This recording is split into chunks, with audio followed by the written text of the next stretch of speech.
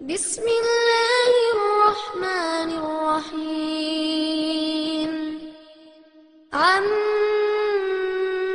يتساءلون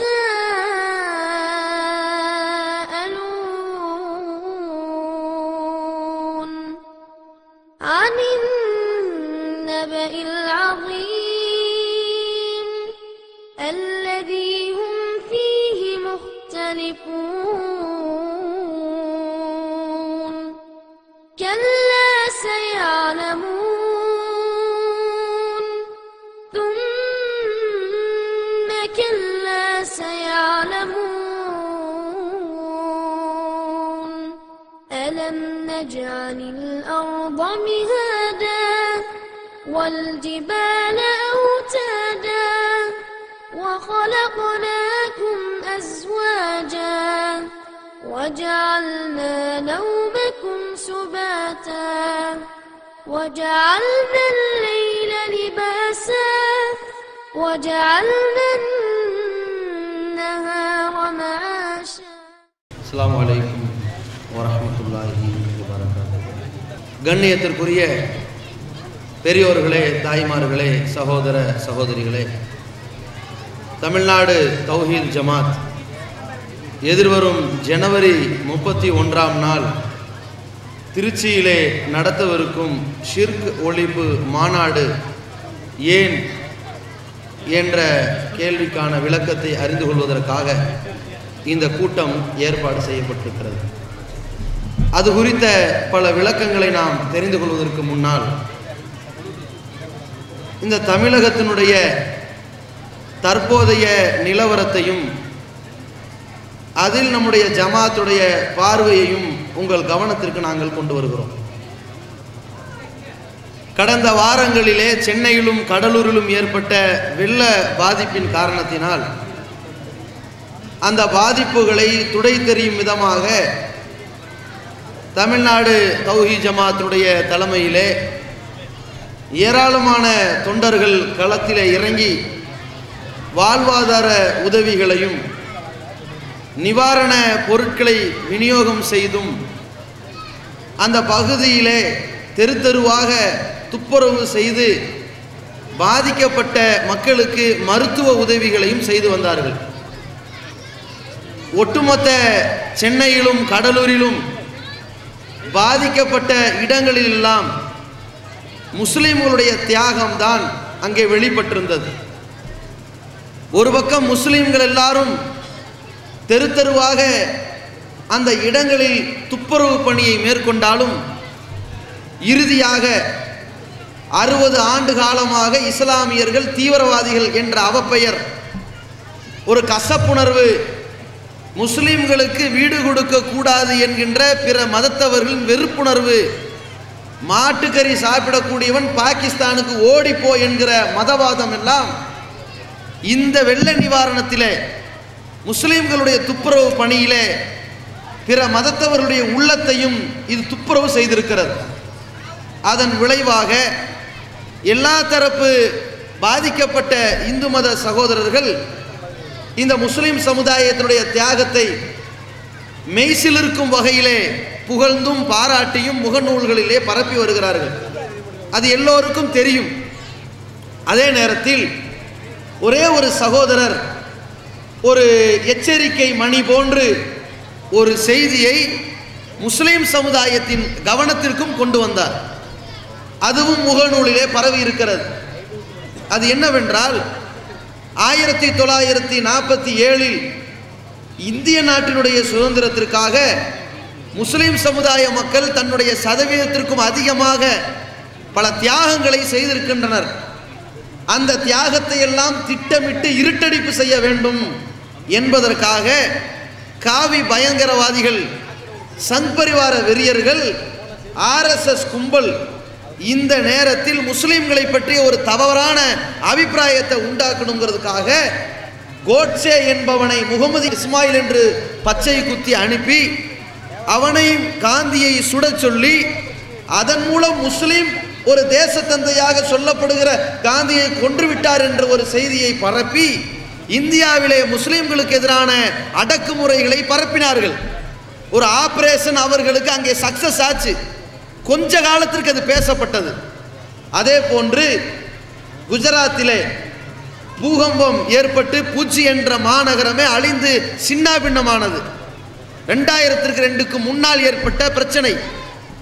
அந்த பிரச்சனையின் நேரத்தில் இந்திய அளவில் இருக்கின்ற முஸ்லிம்கள் எல்லாம் பெரிய அளவிலே பொருளாதார உதவிகளை கொண்டு போய் பாதிக்கப்பட்ட அனைத்து தரப்பு மக்களுக்கும் செய்தார்கள். அந்த நேரத்தில் முஸ்லிம்கள் தான் எங்களை காப்பாற்றினார்கள் என்கின்ற ஒரு பெயரை பொறுத்து கொள்ள முடியாத காவிகள் அந்த குஜராத்திலே 2002 ஒரு ரணவேட்டை ஆடினார்கள். முஸ்லிம்களுக்கு எதிரான ஒரு இனவேட்டை ஆடினார்கள். அதை தொடர்ந்து தான் இந்த சென்னையில் ஏற்பட்டிருக்கிற இந்த வெள்ள பாதிப்பிற்கு முஸ்லிம்கள் செய்கின்ற நிவாரண உதவிகள். இதையெல்லாம் தொகுத்த அந்த மாற்று மத சகோதரர் சொல்கிறார், நீங்கள் இன்றைக்கு ஒட்டுமொத்த உலகத்திலும் தமிழ் பேசக்கூடிய எல்லா மக்களுடைய உள்ளத்திலும் ஒரு தனி இடம் பிடித்திருக்கிறீர்கள். இந்த இடத்தை அழிப்பதற்காக, இந்த தடத்தை மறைப்பதற்காக இதே காவிகள் இன்னொரு ஆபரேஷனில் இறங்குவார்கள், ரொம்ப எச்சரிக்கையா இருங்கள் என்று சொன்னார்கள். அவர்கள் சொன்னதற்கு ஏற்ப அந்த RSS வெறியர்கள் கொஞ்சம் கொஞ்சமா ஆபரேஷன்ல இறங்கி இருக்கிறார்கள். அதே நேரத்தில் 60 ஆண்டு காலமாக முஸ்லிம்கள் மீது சொல்லப்பட்ட தீவிரவாதிகள், பயங்கரவாதிகள், பிரிவினைவாதிகள் என்கின்ற அவப்பழிகள் எப்படி இந்த வெள்ளத்தால் அப்படி அடித்து துவம்சமாக்கப்பட்டுச்சோ, இவர்கள் தான் மனிதநேயத்தின் இலக்கணம் என்று சொல்லப்பட்டுச்சோ, அதே போன்று இப்பொழுது இந்த RSS காரன் எப்படியெல்லாம் ஆபரேஷன் பண்ணி உள்ளே புகுந்தாலும் அந்த காவிகளுடைய மண்டையில் அடிக்கக்கூடிய வகையில் அவர்களுடைய ஒவ்வொரு சூழ்ச்சியும் அன்றாட முறியடிக்கப்பட்டு கொண்டிருப்பதையும் உங்கள் கவனத்திற்கு கொண்டு வருகிறோம். முதல்ல என்ன செஞ்சாங்கன்னா, இந்த வெள்ள நிவாரணத்திற்கு பெரிய அளவிலே முஸ்லிம்கள் களத்தில் இறங்குகிற பொழுது பல கோடி ரூபாய் மதிப்புள்ள உணவுப் பொருட்கள் போகிறது. கொடுக்கிறவன் முஸ்லிம் சமுதாயம். அரிசி போகிறது, மளிகை ஜாமான் போகிறது, புத்தாடைகள் துணிமணி போகிறது, இன்ன பிற மருந்து பொருட்கள் போகிறது. அவனுக்கு அன்றாட வேளையில பசித்திருக்கின்ற குழந்தைக்கு பால் பாக்கெட்டு போகிறது இலவசமாக. 200-300 ரூபாய்க்கு 1 லிட்டர் பால் விற்கின்ற இடத்துல இலவச விநியோகம் நடக்கிறது. அவ்வளவு மனிதநேய உதவிகளை செய்து கொண்டிருந்த இந்த பேரை மறைக்கணும், அல்லது கொஞ்சம் இந்த பேரளவுல அங்க RSS காரனை காணோம், காவிகளை காணோம், அடிச்சு ஓடி போயிட்டாங்க, கோயில்களை திறந்து வைக்கல, தீட்டுட்டாங்க, இவங்க எல்லாரும் பள்ளிவாசல திறந்து வச்சிருக்கிறான். அப்ப பிரமத்தவர்கள் எழுதுறாங்க, இனி ஒரு பாபர் மசூதி இடிச்சிடாதீங்கடா, நாளைக்கு எங்களுக்கு மழை வந்துச்சுன்னு சொன்னா நாங்க போய் தங்குறதுக்கு இடம் தேவைப்படுதுன்னு சொன்னா அந்த மாதிரியான ஒரு பேரையெல்லாம் மாற்றணுங்கிறதுக்காக, அதை மூடி மறைக்கணுங்கிறதுக்காக இந்த காவிகள் முதல்ல எப்படி கிளப்பினான்னா, RSS காரர்கள் தான் ஒரு வாட்டர் பாட்டில் ஃபுல்லா தௌஹீத் ஜமாத்துக்காரங்களுக்கு கொடுத்தாங்க, அவங்கள்ட்ட வாங்கிட்டு போய் தௌஹீத் ஜமாத்துக்காரன் விநியோகம் பண்ணான்னு சொல்லி ஒரு அம்பலவாயன், ஒரு பொய்யன் ஒரு தொலைக்காட்சியில் பேசினான். பாஜகவினுடைய ஒரு நிர்வாகி சேகருங்கிறவன் அதில் பேசுகிறான். பேசின உடனே என்ன ஆகிப்போச்சு, ஜமாத்து சும்மா விடுமா? அந்த காலமா 1947 அங்கே அடிக்க அடிக்க அடித்தாலும் கூட வலிக்குதுன்னு சொல்லக்கூடாத அளவுக்கு ஒரு அடக்குமுறையா? நீ எவ்வளோ அடித்தாலும் எகிரி அடிக்கிற கூட்டம் உண்டா இருக்குது, விடுமா? இங்கே போடுற அவன் மேலே பொய் வழக்கு, அவன் மேலே மான் நஷ்ட வழக்கு போடு, அவன் மேலே அவதூறு வழக்கு போடப்பட்டிருக்குது. அந்த ஆப்ரேஷன் ஃபெயிலியராக போயிடுச்சு. ரெண்டாவது என்ன பண்ணாங்க தெரியுமா? அங்கே ஒரு பொம்பளை உட்கார வச்சு பேசினாங்க, நாங்கள் தான் வெள்ள நிவாரணத்துக்கு பெருசாக உதவி பண்ணோம்ட்டு. அதற்கு ஒரு சவுண்ட்ராஜன், தமிழிசை சவுண்ட்ராஜன் ஒரு பொம்பளை, அந்த பொம்பளை விட்டு பேச விட்டாங்க. அந்த அம்மா என்ன பண்ணுது, உலகமாக பொய்க்கு இந்த அம்மாவை பேர் சொல்லலாம் போல இருக்குது. அந்த அம்மா என்ன செய்யுது, நாங்கள் தான் களத்தில் இறங்கி பெரிய அளவில் உதவி செஞ்சோம்ட்டு. எது வெள்ளமெல்லாம் கொஞ்சம் வடிஞ்சு காலில் அந்த கரண்டை காலில் தண்ணி தட்டுற நேரத்தில் மிதக்காத ஒரு ரோட்டில் மிதக்க வச்சாங்க ஒரு கப்பலை, தள்ளிட்டே வராங்க ஒரு படகை. அதில் அந்த அம்மா நின்றுக்கிட்டு வெள்ள நிவாரண உதவின்னு ஒரு ஃபோட்டோவை காட்டினாங்க. அதை பார்த்தாவது இவங்களுக்கு ஒரு நல்ல பேர் கிடைக்கணும்னு முஸ்லீம்களை டேமேஜ் ஆக்குறது ரெண்டாவது. நாங்களும் செஞ்சோன்னு காட்டணும்ல, 10ஓடு 11 மாதிரி காட்ட வேண்டி இருக்குல்ல, ஏன்னா கேவலப்பட்டுட்டோம்ல. அதனால் என்ன பண்ணலான்னு சொன்னால், இப்போ ஏதாவது ஒரு போஸ்ட் கொடுப்போம். ஏன்னா பாஜகவுக்கு தானே தொழில், எங்கே போனாலும் போஸ்ட் கொடுக்கறது தானுங்க அவங்க கொள்கையே. இவன் மோடின்னு ஒரு பரதேசி விட்டுருக்காங்க, இவன் நாடு நாடாக போய் போஸ்ட் கொடுத்து தானே வரான்.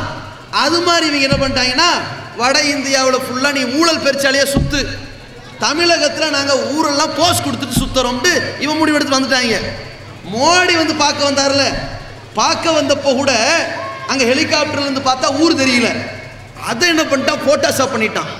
இவர் அந்த பாதிக்கப்பட்ட மக்களை நேரில் பார்த்த மாதிரி செட்டிங் பண்ணிட்டான். அதை கண்டுபிடிச்சிட்டாங்க அவங்க. அடுத்த சதி அதையும் கண்டுபிடிச்சு, எதுக்குடா இந்த ஈனத்தனமான பொழப்பு, 4 பேர்ட்ட மூத்திரத்தை வாங்கி குடிக்கணும்னு கேட்குற அளவுக்கு பரவி போச்சு. அதுக்கப்புறம் என்ன பண்ணாங்க, மன்னிப்பு கேட்டாங்க. எங்களுக்கு ஹெலிகாப்டரில் போனதுனால அந்த வெளிச்சத்தில் ஒன்றும் தெரியல, அவசரத்துக்கு இப்படி பண்ணிட்டோன்ட்டாங்க. அதுக்கப்புறம் என்ன பண்ணாங்க, இந்த அம்மா விட்டாங்க உள்ள. மக்களை தள்ளிட்டு வரல, இந்த அம்மாவை தள்ளிட்டு வந்துட்டாங்க. யாரு, தமிழிசைய. இவன் என்ன பண்ணுறான்னா எல்லாம் நிவாரண உதவி கொடுப்பாங்கன்னு பார்த்தா அதை ஒரு ஃபோட்டோ போடுறாங்க, வெள்ள நிவாரண உதவிண்டு. இந்த அம்மா கையிலையும் ஒரு பொட்டலத்தையும் காணும், வாங்குறவங்க கையிலையும் ஒரு பொட்டலத்தையும் காணும். எல்லாரும் கை நீட்டுறாங்க, இந்த அம்மாவை நீட்டுது. கை ஜோசியத்துக்கு விளம்பரம்.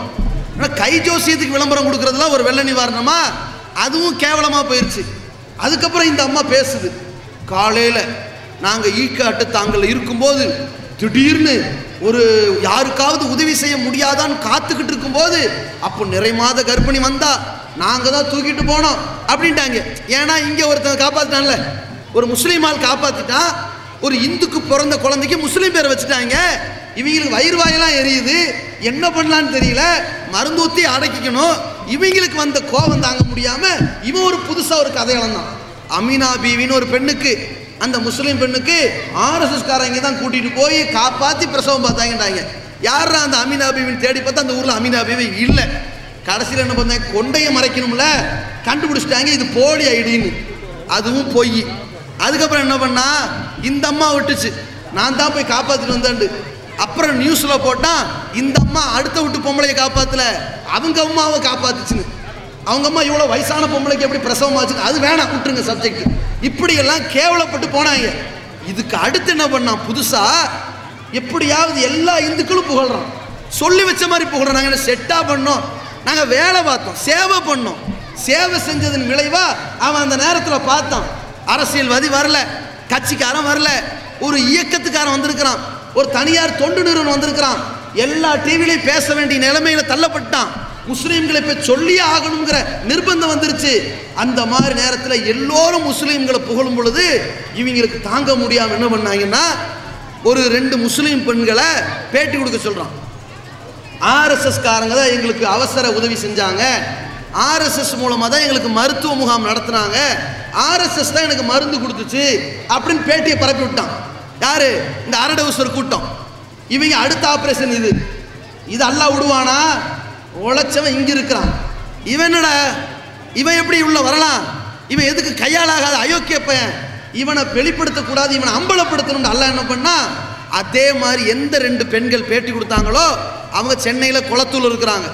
நம்ம ஜமாத்துடைய வடசென்னை மாவட்ட நிர்வாகம் என்ன பண்ணுச்சு, உடனே வாகனத்தில் தேடி பிடிச்சி அந்த வீட்டில் போய் அந்த 2 பேரை பார்த்து, இந்த மாதிரி நீங்கள் தான் பேட்டி கொடுத்தீங்களா, நீங்கள் பேட்டி கொடுக்கும் பக்கத்தில் ஒரு வயசான அம்மா நின்றுச்சே, அது உங்கள் அம்மா தானா அப்படின்னு கேட்க, அந்த அம்மா சொல்லியிருக்குது, அந்த முஸ்லீம் பெண்மணி சொல்லியிருக்கிறா, நாங்கள் பேட்டி கொடுக்கணும்னு போகலை, ஆர்எஸ்எஸ்ங்கிறது ஒரு இயக்கம்னு எங்களுக்கு தெரியாது, எம்எம்எம்னு ஒரு மருத்துவமனை இருக்குது, எம்ஐஇடின்னு ஒரு மருத்துவமனை இருக்குது, ஆர்எஸ்எஸ்னு ஒரு மருத்துவமனை இருக்குன்னு நினச்சிக்கிட்டோம்.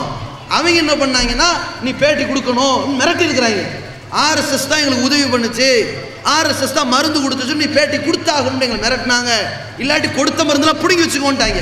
இவங்க நாரப்பளவு பார்த்தீங்களா, இதெல்லாம் சேவையா, ஊர் உலகத்துக்கு படம் காட்டுறதுக்கு 4 மருந்து கொண்டு வச்சு, ஏண்டா நீ படம் காட்டுறதா இருந்தால் என்ன பண்ணியிருக்கணும், அந்த ராஜா இருக்கான்ல அவனை கூட்டிகிட்டு வந்து நிப்பாட்டு, இந்த தமிழிசையை கூட்டிகிட்டு வந்து நிப்பாட்டு, கல்யாணராமனை கொண்டு வந்து நிப்பாட்டு, இலகணேசனை கொண்டு வந்து நிப்பாட்டு, ராமகோபாலனை கூட இழுத்துட்டு வந்து வெயி, அர்ஜுன் சம்பத்தை வெயி, எல்லாரையும் வச்சு இருக்கிற விஷமாத்திரையெல்லாம் கொடுத்து படம் காட்டிட்டு போங்கடா, படுக்க வச்சு 4 ஊசியை போட்டு கொல்லுங்கடா, நிவாரணம்னு சொல்லுங்கடா.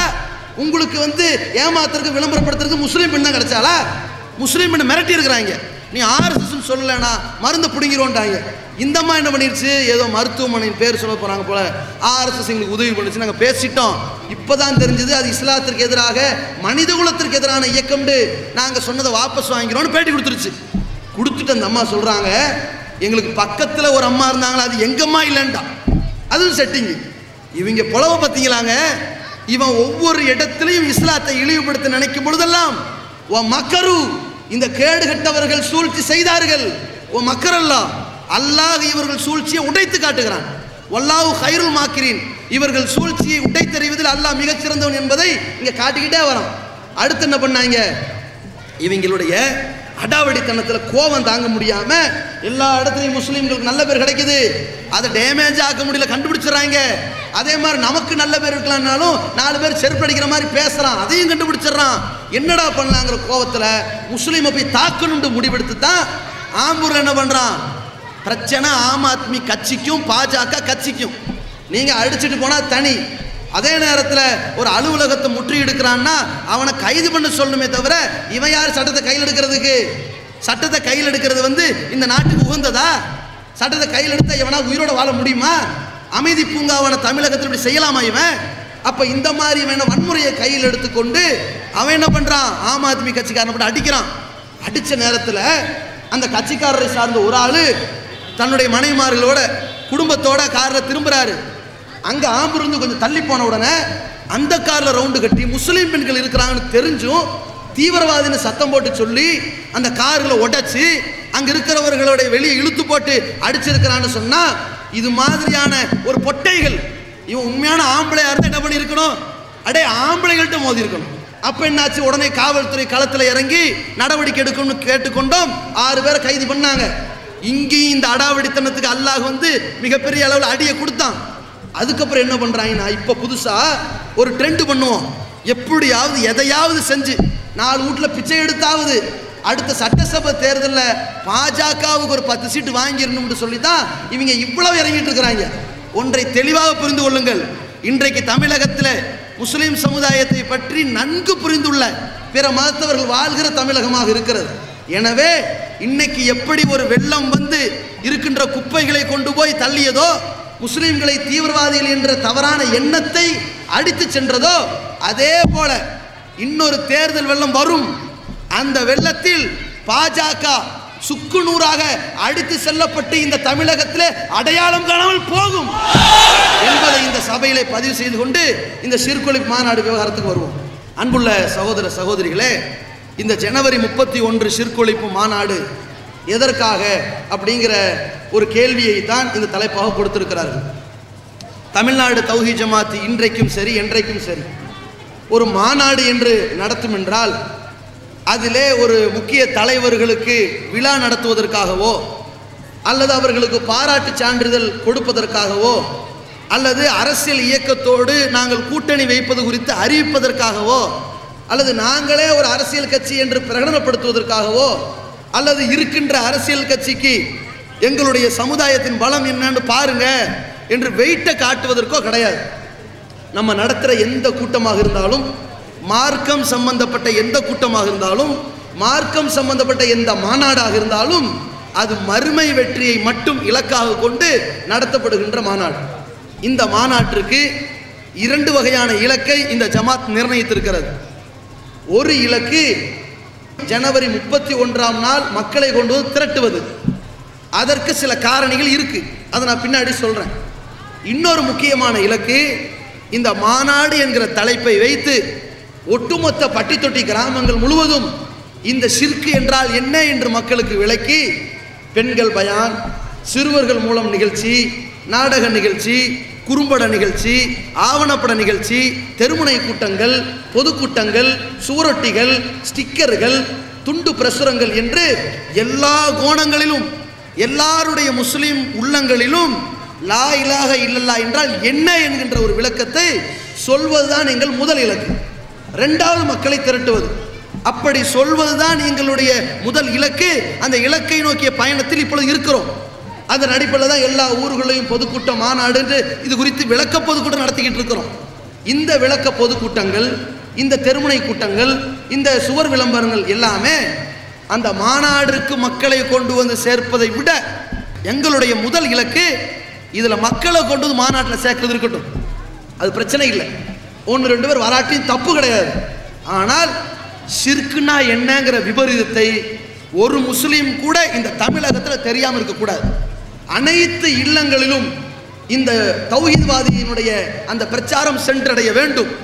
அனைத்து கதவுகளும் தட்டப்பட்டிருக்க வேண்டும். இந்த தௌஹீத் நாமம் ஒழிக்கப்பட வேண்டும், எடுத்துரைக்கப்பட வேண்டும். அதுதான் எங்களுடைய முதல் இலக்காக வைத்து நாங்கள் பயணித்துக் கொண்டிருக்கின்றோம். இதன் விளைவு என்ன? மேடைக்கு பக்கத்தில் ஒரு சகோதரர் இருக்கிறாரு, அதை பார்த்துட்டு தன் கழுத்தில் உண்மையிலேயே கட்டப்பட்டிருக்கிற தாயத்தை அத்தறிகிறார். இந்த அத்தறிந்து இன்னைக்கு ஏகத்துவத்தை நிலைநிறுத்துறாங்களே, இதான் ஷிர்க ஒழிக்கிறது. அந்த இலக்கு பூர்ணமாயிருச்சு. இன்னைக்கு எங்களுடைய முதல் கட்ட பயணத்தில் நாங்கள் வெற்றிப்படியை நோக்கித்தான் பயணித்துக் கொண்டிருக்கிறோம். எல்லா ஊர்களிலுமே வீடு வீடாக செய்யப்படுகிற இந்த பிரச்சாரத்தின் வழியாக ஷிர்க் என்றால் என்னென்று புரிய வைப்பதன் விளைவாக அல்லாஹ்வுடைய நாட்டத்தால் அல்லாஹ் எழுதி வைத்த விதியின்படி ஒவ்வொரு இல்லங்களிலும் இருக்கின்ற கட்டப்படுகின்ற மூட நம்பிக்கை கயிறுகள், கற்கள், கத்தாழைகள், வீட்டில் உள்ள தட்டு தகடு, அவன் கையிலையும் இடுப்புலையும் கட்டியிருக்கின்ற தாயத்துகள், அவன் கழுத்திலே கட்டியிருக்கின்ற தாயத்துகள் அனைத்தும் கலட்டி எறியப்பட்டு இந்த ஏகத்துவத்தை நிலைநிறுத்துகின்ற ஒரு பணியை இன்றைக்கு தமிழகம் முழுவதும் தற்போது நடந்து கொண்டிருக்கிறது. இந்த நேரத்தில் நாம ஷிர்கை விளக்கி சொல்வதற்குத்தான் இந்த கூட்டங்கள் நடத்துகிறோம். ஷிர்கை பொறுத்த வரைக்கும் நம்ம எல்லோருக்கும் ஒரே ஒரு அடிப்படை தெரியும். என்ன அடிப்படை? லா இலாஹ இல்லல்லாஹ், வணக்கத்திற்கு தகுதியானவன் அல்லாஹ்வை தவிர வேறு யாரும் இல்லை. அல்லாஹ் மட்டும்தான் வணக்கத்திற்குரியவன். அல்லாஹ்வோட எந்த கடவுளும் கிடையாது. உலகத்துக்கெல்லாம் ஒரு கடவுள் தான் என்று எல்லாருக்கும் தெரியும். எந்த இயக்கமாக இருந்தாலும் யாராக இருந்தாலும் சரி, முஸ்லீம்னு தன்னை அறிமுகப்படுத்துகிற எல்லோருக்கும் தெரியும் உலகத்தை எல்லாம் படைச்ச கடவுள் ஒன்று, அந்த ஒன்னோட மற்ற கடவுள் இல்லை. இது தெரியும். இது மட்டும்தான் ஏகத்துவம்னு சொன்னா பிரச்சனை இல்லை. நம்ம எல்லாரும் ஏகத்துவவாதி தான். ஆனால் ஏகத்துவத்திற்கு என்ன விளக்கம்? இணை வைப்புனா என்ன விளக்கம்? அல்லாஹ்வோடு பல கடவுள் இருக்கிறத நம்புறான்னு வைங்க, அதற்கு பெயர் இணை வைத்தல். அதே நேரத்தில் ஷைத்தானை பொறுத்த வரைக்கும் நம்மளை எப்படி வழிகெடுப்பான்? அல்லாஹ்வோடு பல கடவுள் இருக்குதுன்னு இவன் நம்ப மாட்டான். அதனால வேற வகையில் வழிகெடுக்கலான்னு தான் வழிவான். நம்மளாம் நினைச்சிருக்கிறோம் அல்லாஹ்வோடு பல கடவுள் இருக்கு, போய் வணங்குடான்னா இவன் வணங்கக்கூடாது, நம்ம ஷைத்தானுக்கு இறங்கி போயிடக்கூடாதுன்ட்டு மக்கள் தெளிவாக தான் இருப்பான். ஷைத்தான் நேரடியாக வரமாட்டான். அல்லாஹ் தான் வணங்குற, இருந்தாலும் கோயிலுக்கு வா போகமாட்டான், இருந்தாலும் சர்ச்சுக்கு வா போகமாட்டான். ஏன்னா அவன் கொள்கையில் தெளிவாக இருக்கிறான். கடவுள் ஒருவன் என்று இருக்கிறான். படைத்தவனைத்தான் கடவுள் நம்புறான், படைப்பினத்தை கடவுள் நம்பல. ஆனால் ஷைத்தான் எப்படி உள்ள வருவான்? இவனை நேரடியாக சொன்னா கேட்க மாட்டேங்கிறான். எப்படி சொல்லலாம்? வேற வடிவத்தில் அடி அப்படின்ட்டு வருவான். அது எப்படியெல்லாம் வருவான்னு கேட்டால், இணை வைத்தல் என்றால் என்னன்னு நம்ம தெளிவாக புரிஞ்சுக்கிட்டோன்னு வைங்க, அவன் எந்த வழியில் வந்தாலும் பிடிச்சிடலாம். இப்போ கொசுவை வந்து விரட்டணும்னு சொன்னால் மேட்டை மட்டும் வச்சா விரட்ட முடியுமா? மேட்டு வைக்கணும், வலையும் வைக்கணும், பேட்டும் வைக்கணும், ஏதோ ஒரு வகையில் அடிக்கணும். ஏன்னா கொசு எல்லாத்தையும் ஸ்மெல் பண்ணிடும். மேட்டை வச்சோம்னா இதுக்கு தக்கன மாதிரி கொசு என்ன செய்யும்? பழகிட்டு வர ஆரம்பிச்சிடும். கொசு வளைண்டா அதுக்கு தகுந்த துவாரம் வேற எந்த வழியில் வரலான்னு வந்துடும். அப்போ எல்லா வகையிலையும் நம்ம வாசல் அடைக்கிறோம்ல, ஒரு டெங்கு நோய் வந்துடக்கூடாதுன்னு பயந்து, இன்ன பிற நோய்களுக்கு பயந்து செய்கிறோம்ல, அது மாதிரி ஷைத்தான் எப்படி வருவான்? கொசுவா வெளியே சுத்துது, ஷைத்தான் நம்மளை சுற்றிக்கிட்டு இருக்கிறான், நம்ம ரத்தத்தோடு சுற்றிக்கிட்டு இருக்கிறான். இன்ன ஷைத்தான எதிரி மினல் இன்சானி மஜ்ரத்தமி, மனிதனுடைய ரத்த நாளத்தில் ஷைத்தான் ஓடிக்கொண்டிருக்கிறான். மனிதனுடைய உடலில் ரத்தம் எங்கெல்லாம் ஓடிக்கொண்டிருக்குதோ அங்கெல்லாம் ஷைத்தான் ஓடுகிறான். எங்கெல்லாம் ரத்தம் ஓடுதோ அங்கெல்லாம் ஷைத்தான் ஓடுறான்ல. அவன் எவ்வளோ ஃபாஸ்ட்டாக ஓடுறான்? 60 கிலோமீட்டர் வேகத்தில் ஓடிக்கிட்டு இருக்கிறான். தலையிலேருந்து காலுக்கு அவ்வளோ வேகத்தில் மாறி மாறி வந்துக்கிட்டு இருக்கிறான். நம்மளை எப்படி கெடுக்கலான்னு யோசிச்சுக்கிட்டே இருப்பான். இவங்கள வந்து அல்லாஹ்வோட பல கடவுள் இருக்குன்னா நம்ப மாட்டான். வேற எப்படி கெடுக்கலாம் அப்படின்னு யோசிப்பான். யோசிச்சு நம்மளை கெடுத்துக்கிட்டு இருக்கிறான். அதிலிருந்து விழிப்புணர்வு பெறுவது தான் இந்த ஷிர்கை பற்றிய ஒரு விளக்கம். ஷிர்க்குனா என்ன? அல்லாஹ்வோடு பல கடவுள் இருக்கிறதா நம்பினால் அது ஷிர்க். இது ஒன்று. அல்லாஹ்வுக்கு செய்யக்கூடிய வணக்க வழிபாட்டில் ஏதாவது ஒன்றை மற்ற யாருக்காவது செஞ்சால் அதுக்கு பெரும் ஷிர்க். இது ரெண்டு. அல்லாஹ்வுக்கு இருக்கிற ஆற்றல் மற்ற யாருக்காவது இருக்குதுன்னு நம்பினோம்னா அதுவும் ஷிர்க். இது மூணு. அல்லாஹ்வுக்கு இணை வைக்கிறதுன்னு அர்த்தம். இப்படிப்பட்ட மூன்றும் சேர்ந்தது தான் இணை வைத்தல். மூணுல எது இருந்தாலும் அவன் இணை வைக்கிறவன் ஆயிடுவான். எதை செஞ்சாலும் இவனுக்கு சொர்க்கம் ஹராம் ஆயிரும். எந்த இணை வைக்கும் காரியத்தை செஞ்சாலும் இவனுக்கு நாளை மறுமையில் நிரந்தர நரகம் தான் கூலி. எந்த மாதிரி உலகத்தில் தொழுதாலும் நோன்பு வச்சாலும் சக்காத்து கொடுத்தாலும் ஆட்சி செஞ்சாலும் இந்த இணை வைத்தல் காரியத்தால் எல்லாம் அழிஞ்சு பாலா போயிடும். இதை மனசுல வைத்துக்கொண்டு இப்ப இணை வைத்தலுடைய விளக்கத்தை தெரிஞ்சுக்கிட்டோம்ல. இதுல இன்னைக்கு சமுதாயத்தில் எதெல்லாம் இந்த இணை வைப்புல வருதுன்னு பாருங்க. நம்ம அந்த இணை வைப்புல இருக்கிறவன் தெரிஞ்சு போயிடும். அல்லாஹ்வோட பல கடவுள் இருக்கிறதா சொன்னால் அது இணை வைத்தல். நம்ம ஏதாவது சொல்றோமா அப்படின்னு ஒன்று யோசிச்சு பாருங்க. மற்றவங்க சொல்றாங்க கணவனே கண் கண்ட தெய்வம்ங்கிறான், நம்ம யாரும் சொல்றது இல்லை. செய்யும் தொழிலே தெய்வம்ங்கிறான், நம்ம யாரும் சொல்றது இல்லை. ஆனா என்ன பண்றோம், அதை ஏத்துக்கிறோம். எப்படி ஏத்துக்கிறோம்? செய்யும் தொழிலே தெய்வம்னு நம்பித்தான் அதுக்கு ஆயுத பூஜை கொண்டாடுறோம், அதுக்கு பூஜிக்கிறோம். நம்மள என்ன பண்றோம், அதே மாதிரி நம்ம கடை வச்சோம்னா, நம்ம 4 மிஷின் வச்சோம்னா, அல்லது ஒரு ஆட்டோ ஓட்டினோம்னா, அந்த ஆட்டோவுக்கு அந்த மிஷினுக்கு அந்த கடைக்கு அந்த ஜாமானுக்கு நம்மள என்ன பண்றோம், ஒரு பூஜை செய்யறோம். எதுக்கு? அதை கடவுளை ஆக்கியதன் விளைவா. சொல்றது என்னமோ லா இலாஹ இல்லல்லாஹ், செய்யறது என்னமோ ஷிர்க். புரியுதா? இப்ப அப்ப இந்த மாதிரியான இறைவனுக்கு இணை வைத்தல் நம்ம இடத்துல இருக்கக்கூடாது. ரெண்டாவது என்னன்னா, அல்லாஹ்வுக்கு செய்யக்கூடிய வணக்க வழிபாடுகளை மற்ற யாருக்காவது செஞ்சா அது ஷிர்க், இணை வைத்தல். இப்ப உதாரணத்துக்கு ஒருத்தன் அல்லாஹ்வுக்காக போய் தொழுகிறான், 5 வேளை பள்ளிக்குள்ள போறான், ஒழு செய்யறான், ருக்கு செய்யறான், சஜ்தா செஞ்சு சிரம் பண்ணிக்கிறான், தன்னுடைய நெற்றியை கொண்டு போய் தரையில வைக்கிறான் ரப்புக்காக. 5 வேளை செய்யறான்ல, அவனை வர சொல்லி இங்க வா, நீ என்ன பண்ணணும்னா இந்த மகானுக்கு முன்னாடி 2 ரக்காத் தொழு அப்படின்னு நான் யாராவது செய்வோமா? ஒரு ஆள் சொல்லுங்க, யாராவது உலகத்தில் செய்வாங்களா? எந்த இயக்கமா இருக்கட்டும் செய்வாங்களா? செய்ய மாட்டாங்க. ஏன் செய்ய மாட்டாங்க? அது ஷிர்க் என்று சொல்வார்கள். எதனால ஷிர்க் என்பார்கள்? அல்லாஹ் அப்படித்தான் குர்ஆன்ல சொல்றான், குல் நபியை சொல்லுங்கள், இன்ன ஸலாத்தி வ நுஸ்கி வ மஹியாய வ மமாத்தி லில்லாஹி ரப்பில் ஆலமீன். என்னுடைய தொழுகை, என்னுடைய எல்லா வணக்க வழிபாடுகள், என்னுடைய வாழ்வு, என்னுடைய மரணம் அல்லாஹ்வுக்கு மட்டும்தான் இருக்கிறது. லா ஷரீக லஹு, அதுல எவனுக்கு பங்கு கிடையாது. நான் என் தொழுகை அல்லாஹ்வுக்கு மட்டும்தான் சேர்ப்பேன், வேற எவனுக்கும் சேர்க்க மாட்டேன். என்னுடைய நோன்பு அல்லாஹ்வுக்கு மட்டும்தான், என்னுடைய எல்லா வணக்கத்தையும் அல்லாஹ்வுக்கு தான், வேற எவனுக்கு கிடையாது. வபிதாலிக உமிர்து ஆனா அவ்வளவு முஸ்லிமீன், இப்படித்தான் நான் ஒரு முஸ்லீம் என்று சொல்லப்பட்டிருக்கிறேன் என்று நபியே முஸ்லீம்னா யாருன்னு போய் விளக்கு அப்படின்னு அல்லாஹ் சொல்றான். அப்ப முஸ்லீம்னா யாரு? வணக்க வழிபாடுகளை ரப்புக்கு செய்யறவன் மட்டும் முஸ்லீம். ரப்போடு சேர்த்து மற்றவனுக்கு சேர்ந்தா அவன் முஸ்லீம் இல்லை, அவன் முஸ்ரிக், இணை வைத்து விட்டான். இப்ப பாருங்க, இதன் அடிப்படையில் நம்ம அல்லாஹ்வுக்காக வேண்டி தொழுகிறோம், நம்ம யாருக்காகவும் சொல்ல மாட்டோம். ஆனால் இதே வணக்க வழிபாடு எப்படிலாம் இன்னைக்கு பரிணாம வளர்ச்சி ஆயிருக்கு. அல்லாஹ்வுக்காக தொழுகிறது இல்லை, அல்லாஹ்வுக்காக தொழக்கூடியவன் மற்ற யாருக்கும் தொழுகிறது இல்லை. அதே நேரத்தில் அல்லாஹ்வுக்கு சிரம் அணிஞ்சான்ல, நெத்திய தரையில தட்ட வச்சான்ல, இவன் என்ன பண்றான், ஒரு அமைச்சர் வந்தாலோ பெற்றோர் வந்தாலோ அல்லது ஒரு மகான் வந்தாலோ காலில் போய் விழுகிறான், அவருடைய காலை தொட்டு முத்தம் கொஞ்சறான், அதற்காக வேண்டி போய் என்ன செய்யறான், சஜிதா பண்றான். இது என்ன? அப்ப அல்லாஹ்வுக்கு செய்யக்கூடிய வணக்கத்தை ஒரு மகானுக்கு, பெரியாருக்கு, ஒரு அமைச்சருக்கு செய்தால் இவன் யாரு? ஷிர்க் ஆச்சா இல்லையா? சில பேர் என்ன பண்றான், சஜிதா வரைக்கும் போல ருக்கு வரைக்கும் போயிடுறான். அப்படிதான் இருக்காங்க. வரும்போது அமைச்சர்கள் எல்லாருமே யோகாசனம் மாதிரி அம்மா யாசனம் அப்படி ருக்குல போய் நிற்கிறான். இது என்னதப்ப? அல்லாஹ்வுக்கு செய்ய வேண்டிய அந்த சிரமணிதல் மற்ற மனுஷனுக்கு செய்யறானா இல்லையா? அது ஷிர்கா இல்லையா? அப்ப இப்படி ஒரு இணை வைத்துல செய்யறான். அதே மாதிரி அல்லாஹ்வுக்காக நிறைவேற்றப்படுகிற இந்த நோன்பை, அந்த பட்டினி கிடத்தலை இவன் என்ன பண்றான், இறந்து போய் அடக்கம் செய்யப்பட்ட அந்த இறைநேசர்களின் பெயரால் இவன் ஒரு 16 நோன்பு வைக்கிறான். இது யாருக்காக வேண்டி? 16 சையதுமார்களுக்கு நோன்புங்கிறான். ஆனா நோன்பு என்ற வணக்கத்துக்கு தகுதி அல்லாஹ்க்கு தான். வணக்கத்திற்கு தகுதியானவன் அல்லாஹ்வை தவிர வேறு யாரும் இல்லை தான் லா இலாஹ இல்லல்லாஹ். அதை எப்படி எடுத்து பேசணும்? தொழுகைக்கு தகுதியானவன் அல்லாஹ்வை தவிர யாரும் இல்லை, நோன்புக்கு தகுதியானவன் அல்லாஹ்வை தவிர யாரும் இல்லை, ஜக்காத்து வழங்குவது அல்லாஹ்வுடைய திருப்தியை தவிர வேறு யாரும் இல்லை, ஹஜ்ஜுங்கிற வணக்கத்திற்கு அல்லாஹ்வுக்கு தகுதியானவன் வேறு யாரும் இல்லை. இப்படியே வரணும்ல, இப்படிதானே கொண்டு வரணும். இதான் கொள்கை, இதான ஏகத்துவம். அப்ப இவன் என்ன பண்றான், அல்லாஹ்வுக்காக வேண்டி பட்டினி கிடக்க வேண்டியவன் இறந்து போன அடியார்களுக்கு பட்டினி கிடந்தான்னா இவன் அல்லாஹ்வுக்கு இணை கற்பித்திருக்கிறான். அதே மாதிரி அல்லாஹ்வுக்காக வேண்டி பட்டினி கிடக்க வேண்டியவன் தனக்கு சில கோரிக்கைகள் நிறைவேறணுங்கிறதுக்காக அரசியல்வாதிக்காக வேண்டி உண்ணாவிரதம் இருக்கிறான்.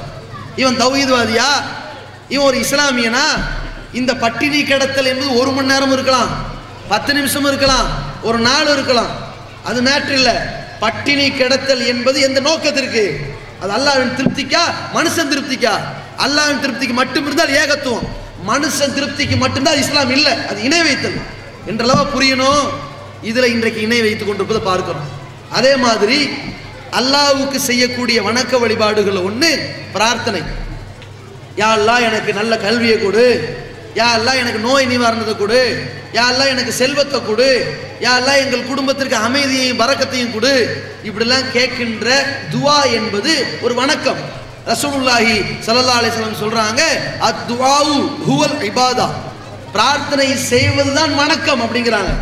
ஏன் தொழுகை, நோன்பு, சக்காத்து, ஹஜ்ஜை எல்லாம் ஒரு வணக்க ரேஞ்சில் வைக்காம பிரார்த்தனை செய்யறதா வணக்கம்? நாங்க இந்த தொழுகை, நோன்பு, சக்காத்து, ஹஜ்ஜுக்குன்னு சில நிபந்தனைகள் இருக்குது. திடீர்னு போய் தொழுத முடியாது, ஒழு செய்யணும். தொழுகைக்கு சில நேரங்கள் இருக்குது, தொழுகைக்குன்னு சில ரக்காத்துகள் எண்ணிக்கை இருக்குது, அதுக்குன்னு சில முறை இருக்குது.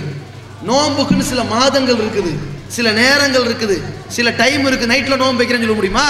வைக்க முடியாது. ஆனால் சக்காத்துக்குன்னு சில தகுதி இருக்குது, சில நபர்களுக்கு கொடுக்கணுங்கிற சட்டம் இருக்குது. ஹஜ்ஜுக்குன்னு சில தகுதி இருக்குது. பிரார்த்தனைக்கு எதுவுமே கிடையாது.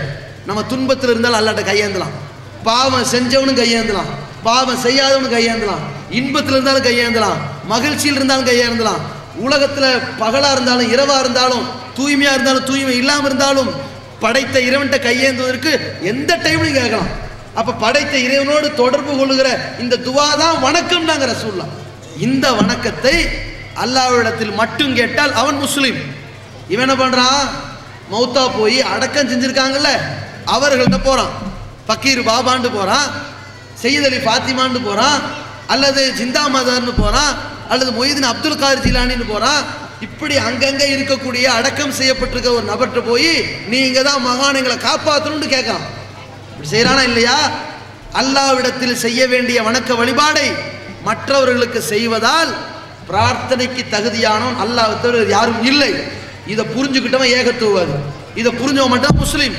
இப்படி இல்லாமல் இறந்து போய் அடக்கம் செய்யப்பட்டவர்கள்ட்ட இவன் கையேந்தினானால் உயிரோடு இருப்பவன்ட்ட கூட நீங்க தான் கடவுள், அந்த அளவுக்கு அருள் பெற்றவங்க, நீங்க எனக்கு கொடுங்கன்னு கேட்கறது கூட தகுதி கிடையாது. அதை செஞ்சா இவன் முஸ்ரிக், அல்லாஹ்வுக்கு இணை கற்பித்து விட்டவன். அப்ப இஸ்லாத்துடைய வட்டத்தை வெளியேறிடுறான். அப்ப இன்னைக்கு தர்கா வழிபாட்டில் செய்யறானா இல்லையா? எதுக்காக இன்னைக்கு கந்தூரி எடுக்கிறான், எதற்காக உருஸ் எடுக்கிறான், எதற்காக திருவிழா நடக்கிறான்? அந்த வணக்க வழிபாடை ஊக்குவித்து அங்கே போய் கையேந்துவது, அங்கே போய் கதறுவது, அங்கே போய் கண்ணீர் விடுவது, அங்கே போய் பாவ மன்னிப்பு தேடுவது, அங்கே போய் சஜிதா பண்ணுவது. அல்லாஹ்வுக்கு செய்ய வேண்டிய வணக்கத்தில் ஒன்று தான் ஏத்திகாப் இருக்கிறது. ரமலான்ல கடைசி 10 நாள் ஏத்திகாப் இருக்கிறான்ல, இது அல்லாஹ்வுக்கு செய்ய வேண்டிய வணக்கங்க. ஆனால் இவன் என்ன பண்ணுறான்? நாகூர் தர்கா, ஏர்வாடி தர்கா, பொட்டல்புது தர்காவில் போய் ஒரு நாள் தங்கிட்டு வந்தா பீடையெல்லாம் வெளியே போயிருவன் நினைக்கிறான். அந்த ஏத்திகாப் அங்கே போய் இருக்கணுங்கிறான். அல்லாஹ்வுக்கு செய்ய வேண்டிய வணக்கத்தை கொண்டு போய் இறந்து போனவருக்கு செய்கிறான். அதே மாதிரி மொட்டை அடிக்கிறதுன்னு ஒன்று இருக்கு. பொதுவாக தலையில் பேன் வந்துருச்சு, புண்ணு வந்துருச்சு, மொட்டை அடிக்கிறான், அது வேற. நோய்க்கு மொட்டை அடிக்கிறது வேற. ரொம்ப தலைவலியாக இருக்குது, ஹீட்டாக இருக்குது, தாங்க முடியல, மொட்டை அடிக்கிறான், அது தனி. இவன் என்ன பண்ணுறான்? வணக்க வழிபாடுன்னு மொட்டை அடிக்கிறா இருந்தா அதற்கு ஒரு இடம் இருக்குது. அது எந்த இடம்? சவுதிக்கு போய் மக்காவில் உம்ரா செய்யும்போது ஆம்பளை மொட்டை அடிப்பான் அல்லது கட்டிங் பண்ணிக்குவான். பெண்கள் முடிய லைட்டாக வெட்டிக்கணும். அல்லது ஹஜ் செய்யும்போது மொட்டை அடிப்பான். இந்த மொட்டை அடித்தல் என்பது ஒரு வணக்கம். எங்கே? உம்ராவில் அல்லது ஹஜ்ஜில். யாருக்கு செய்கிறான்? அல்லாஹ்வுக்காக. அப்படி செய்தால் அவனுக்கு பாவங்கள் மன்னிக்கப்படுது ரசூலுல்லாஹ் சொல்லியிருக்கிறாங்க. இந்த வணக்கத்தை இவன் என்ன பண்ணுறான்? நாகூரில் போய் மொட்டை அடிக்கிறான், ஏர்வாடிக்கு போய் மொட்டை அடிக்கிறான், பொட்டல்பூர் போய் மொட்டை அடிக்கிறான். எதுக்கு? இந்த புண்ணியத்திற்காக. புண்ணா போச்சுன்னு மொட்டை அடித்தா வீட்டு பக்கத்தில் இருக்கிற சலூன்களை போய் அடிச்சுக்கலாம், தப்பு இல்லை. இவன் புண்ணுக்காக வேண்டி போய் மொட்டை அடிக்கல, புண்ணியத்துக்கு போய் அடிக்கிறான். அவ்வளோ தூரம் பயணம் பண்ணிட்டு போய் மொட்டை அடிக்கிற வணக்கத்தை யாருக்கு செய்கிறான்? அல்லாஹ்வுக்கு நிகராக மௌத்தா போனவர்களுக்கு செய்கிறான். அதே மாதிரி அல்லாஹ்வுக்காக வேண்டி ஏழை எளிய மக்களுக்கு ஒரு பிராணியை அறுத்து பலியிட்டு குர்பானி கொடுக்குறானே, நோம்பு பெருநாள்லையும் ஹஜ்ஜு பெருநாளையும் கொடுக்குறானே, அல்லது அக்கீகா என்ற பெயரால் கொடுக்குறானே, அல்லது நேர்ச்சைங்கிற பெயரால் அறுத்து கொடுக்குறானே, இது ஒரு வணக்கம். அது அல்லாஹ்வுக்காக செய்யணும். ஆனால் இவன் என்ன பண்ணுறான்? இதே வேலையை அப்துல் காதிர் ஜீலானிக்காக, ஃபக்கீர் பாபாவுக்காக, ஜிந்தா மதாருக்காக, சையத் அலி ஃபாத்திமாவுக்காக என்று இவனா உண்டாக்கி வைத்த சாராமான் ஒரு புதாளு, இப்படி அட்ரஸ் இல்லாத எல்லா ஆளையும் வைத்துக்கொண்டு இவர்களுக்காக அறுத்து பலியிடுகிறான். இது இஸ்லாமா?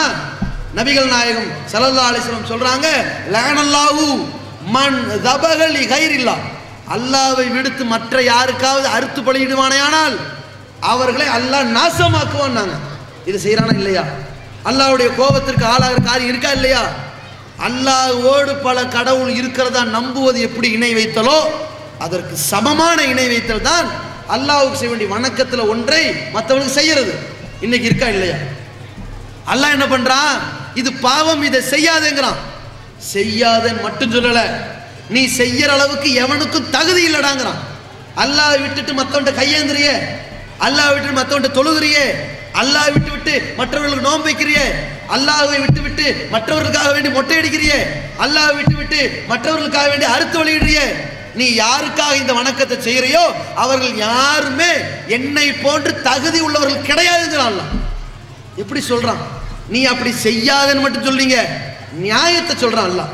ஏண்டா நீ செய்யறியே, அதுக்கு ஏதாவது ஒரு தகுதி இருக்குதா அப்படி கேட்கிறான். எவ்வளவு பாமரத்தனமான ஒரு கேள்வி பாருங்க. அல்லாஹ் எப்படி கேட்கிறான்? இன்னல்லதீன ததுஊன மின் தூனில்லாஹி, அல்லாஹ்வை விட்டு விட்டு நீங்கள் யார்கிட்டையெல்லாம் போய் பிரார்த்தனை செய்கிறீர்களோ, யாரையெல்லாம் வழிபட்டு கொண்டிருக்கிறீர்களோ, இபாதுன் அம்சாலுக்கும், அவங்க என்னமோ நீங்க நினைக்கிற மாதிரி அல்லாஹ்வுக்கு மேல நினைச்சிராத, அல்லது மனுஷனுக்கு மேல நினைச்சிராத, உன்னை போன்ற அடிமை, நம்மள மாதிரி சமமான அடிமைங்கிறான். அப்படி சொல்லிட்டு அல்லாஹ் சொல்றான், முதல் காரணம் சொல்றான், அல்லாஹ்வை விட்டு விட்டு மற்றவன்ட்ட போய் கையேந்திரியப்பா, அவன் என்ன மாதிரி நினைக்காத, எனக்கு சமம் நினைக்காத, எனக்கு நெருக்கம்னு நினைச்சிடாத, அவன் ஒன்ன மாதிரி. இது ஃபர்ஸ்ட் புரிஞ்சுக்க. ரெண்டாவது என்ன தெரியுமா? அவனுக்கு உனக்கு எந்த விதமான உதவியும் செய்ய தகுதி இல்லை. அவனுக்கு நீ என்ன கேட்டாலும் சரி. அல்லாஹ் சொல்றான், அல்லாஹ்வை விட்டு விட்டு நீ யார்கிட்ட போய் கையேந்திரியோ, கதறையோ, மன்னிப்பு தர்றையோ கேளு, வேணான்னு சொல்லல. ஒரே ஒரு நிபந்தனை, ஃபதுஊஹும், நீங்கள் அவர்கள்ட்ட கேட்டு பாருங்கள், ஃபல் யஸ்தஜீபு லக்கும், ஒரே ஒரு கண்டிஷன், அவர்கள் உனக்கு பதில் சொல்ல வேண்டும். இதுதான் கண்டிஷன். இப்போ என்ன பண்ணணும்? அல்லாஹ் இந்த சவால் விட்டதுனால இப்போ ஒரு ஆள் போய் கேட்குறோம், உயிரோடு இருக்கிறாரு, அவரை கூப்பிட்டீங்க வாங்க, ஒரு 10 ரூபா சில்லறை இருந்தால் கொடுங்கிறோம், தராரு. அல்லாஹ் இது தப்பு இல்லைங்கிறான். ஏன்? அவனும் ஒன்ன மாதிரி ஆள் தான், ஆனால் நீ கேட்டபோது அவனுக்கு காது கேட்டுருச்சு, நீ கேட்டதுனால அவனுக்கு கொடுத்துட்டான், ஓகே அப்படின்ட்டு அல்லாஹ். இது ஷிர்க் இல்லை. அதே நேரத்தில் இப்போ நம்ம என்ன பண்ணணும்? தூங்கிட்டு இருக்கான் ஒருத்தர். இப்போ நம்ம ஊரில் பெரிய ஆலிம்சா அல்லாமான்னு வச்சுக்கிடுங்க, பெரிய தலைப்பாச்சி பழம், அவர் தூங்கிட்டு இருக்காரு. அவர் போய் அதற்கு ஒரு 500 ரூபா பணம் கொடுங்க, எடுத்துட்டு வேணாம், அவர் கொடுக்குற ஆள் இல்லை, வாங்குற ஆள். அதற்கு இன்னைக்கு மௌலுது ஓதுருங்க, அட்வான்ஸ் பணம் 1000 ரூபா வச்சுக்கோங்க அதற்கு சொல்லுங்க. அவர் டமால் வச்சு கொடுப்பான்னு வாங்குவாரா? வாங்க மாட்டார். இது என்ன? ஏன்னா அவருக்கு இப்போ காது அவுட்டு. காது அவுட்டாக போனவருக்கு விளங்குமா? விளங்காது. தூங்குறவனுக்கு காது அவுட்டுங்க, எப்படி விளங்கும்? அதுக்கு ஒரு டெசிமல்ல சத்தம் வரணும், டமால்னு வரும், பட்டுன்னு எந்திரிப்பாரு. சும்மா போய் முணுமுணுத்தா வருமா? வராது. மௌத்தா போயிருக்காங்கல்ல, இப்போ எல்லாரும் போகணும். யார்? ஃபக்கீர் பாபாவா? போவோம் வா. யாருக்கு அருள் இருக்குன்னு போறையோ, தகுதி இருக்குன்னு போறையோ, இறைநேசர்னு போறையோ, இறைவனுக்கு சமம்னு போறையோ, அருள் ஃபக்கீர் பாபாவாக இருந்தாலும் சரி, செய்தலி பாத்திமா இருந்தாலும் சரி, பொய்தன் அப்துல் காதர் ஜிலானியாக இருந்தாலும் சரி, அவங்க வீட்டில் கட்டி வச்ச யானையாக இருந்தாலும் சரி, அவங்க பேரில் புதைச்சி வச்ச பாம்பாக இருந்தாலும் சரி, பள்ளியாக இருந்தாலும் சரி, கழுதியாக இருந்தாலும் சரி, குதிரையாக இருந்தாலும் சரி, பக்கத்தில் இருக்கிற சாராமா வரைக்கும் போவோம். போய் ஒரு 50 ரூபா பணம் கேட்போம். டப்புக்குன்னு கவரை உடைச்சிட்டு பணம் தந்தா அப்போ ஷிர்க் இல்லை. ஏடிஎம் மிஷினில் கூட வரும், இந்த கவர்லேருந்து வராது. ஏன்? இது ஷிர்காச்சு. அல்லாஹ் என்ன சொல்கிறான்? இப்படி ஒரு சக்தி எவனுக்கும் கிடையாது, ஆனால் அவனுக்கு சக்தி இருக்குன்னு நீ போய் நம்புறியே, அப்பலா தாக்கிலூன், நீ விளங்க மாட்டையா? உனக்கு அறிவில்லை அப்படின்னு கேட்குறான் அல்லாஹ். முதல் கண்டிஷன் அல்லாஹ் என்ன சொல்கிறான்? நீ அல்லாஹ் விட்டுட்டு நீ யார்கிட்ட கேட்டுப்பாரு, அவன் என்னமோ கடவுள் கிடையாது, நான் எவனை படைத்திருக்கிறோனோ உன்னை போன்ற அடிமை, அவ்வளவுதான்.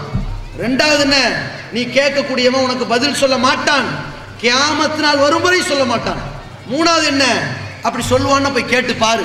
மூணாவது ஒரு கண்டிஷன் சொல்றான், அல்லாஹ்வை விடுத்து நீங்கள் யாரை வழிபடுகிறீர்களோ அவர்கள் எதையாவது உலகத்தில் படைத்தார்களா? முதல்ல காட்டிட்டு போடாங்கிறாங்க. இப்போ என்ன பண்ணணும்? வீட்டில் போய் கேட்கணும், அப்துல் காதர் ஜீலானியா, செய்தலி பாத்திமாவா, ஃபக்கீர் பாபாவா, வாங்க. இப்போ வானத்தை படைச்சது யாரு? அல்லாஹ். நம்ம வீட்டில் தர்கா வணக்கத்துக்கு போறாங்கல்ல, அவங்கள்டே கேளுங்க, அல்லாஹ்பாங்க.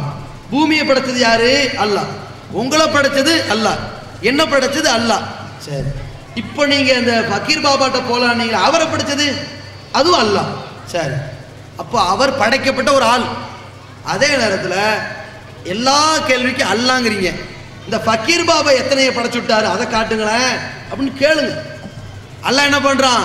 அல்லாஹ்வை விடுத்து நீ யாரையாவது வணங்குவதாக இருந்தால் ஒரு முக்கியமான நிபந்தனை இருக்குது. என்ன நிபந்தனை?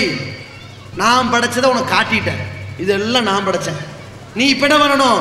அல்லாஹ் விட்டுட்டு மற்றவன்ட்ட அவன் படைச்சதை காட்டிட்டு போ. காட்டிட்டு அப்புறம் என்ன வேணாலும் செஞ்சுக்கங்கிற அல்லாஹ். காட்டுங்களேன். அல்லாஹ் சொல்றான், எதற்கு இவனால் ஆதாரம் காட்ட முடியாதோ அப்படிப்பட்ட இணை வைத்தலை செய்கிறான். ஒருத்தன் விபச்சாரம் பண்ணிடுவான், ஏன்டா பண்ண, ஒரு மாதிரி சபலம் ஏற்பட்டு காரணம் சொல்றான்ல. ஏன்டா கொலை பண்ண, ஒரு கோபம் வந்துச்சு, ஒரு காரணம் சொல்றான்ல. பாவம் தான், குற்றம் தான், மாற்றுகிறது இல்லை. ஆனால் காரணம் சொல்ல முடிகின்ற பாவம்.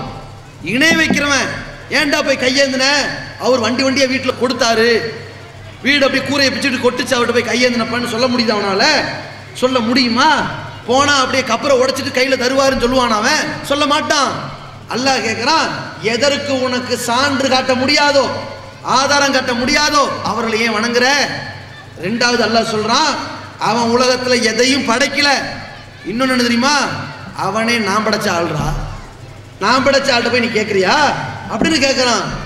அப்ப இந்த அளவிற்கு இறைவன் குழந்தைக்கு புரியுற மாதிரி நமக்கு சொல்லி கொடுத்தும் கூட அல்லாஹ்வுக்கு செய்ய வேண்டிய வணக்க வழிபாடு கொண்டு போய் இணை வைக்கிறார்களா இல்லையா? அப்படிப்பட்ட இணை வைத்தலை செய்தால் அல்லாஹ் ஏற்றுக்கொள்வானா? நபிமார்களுக்கு அல்லாஹ் எச்சரிக்கை பண்றான், வழக்கது ஊகிய இலைக்க முகமதே, உமக்கும் இந்த செய்தியை சொல்கிறோம், புரிஞ்சுக்குங்க.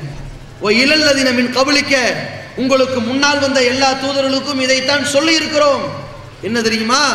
வலையின் அஷ்ரக்த, நீங்க யாராவது இந்த இறை தூதர்களா போறீங்களே, நீங்க யாராவது அல்லாஹ்வுக்கு எனக்கு இணை கற்பிச்சிட்டீங்கன்னு சொன்னா, எனக்கு இணையா மற்றவன்ட்ட கையேந்துட்டீங்கன்னு சொன்னா, ல யஹ்பத்தன்ன அமலுக்க, உங்க அமல்கள் எல்லாம் நாசமா போயிருங்கிறான் அல்லாஹ். ஒரு 60 வயசு வரைக்கும் தொழுகிறான், நோன்பு வைக்கிறான், ஜக்காத் கொடுக்குறான், ஹஜ்ஜும் செஞ்சாச்சு, இன்னொரு ஹஜ்ஜும் செஞ்சாச்சு, ஹாஜி அல் ஹாஜி அல்லல் ஹாஜ் எல்லாம் ஆயாச்சு. ஷிர்க்கு வச்சான்னா எல்லாம் நாசமாயிரும், அத்தனையும் பணம் ஆயிரும். ஒலையின் அஷ்ரக்கு, இந்த மக்கள்ல யாராவது இணை வைத்தால் லஹபித் அனுகும் மாக்கானு அமலுன், அவர்கள் செஞ்ச எல்லா அமல்களும் அழிந்து போயிடும் அல்லாஹ் சொல்றானே. எதுக்கு சொல்றான்? நீ எனக்காக வேண்டி செஞ்ச எந்த காரியமாக தான் சரி, நீ ஒரு துரோகி, அதனால் அழிந்து விடுங்கிற அல்லாஹ்.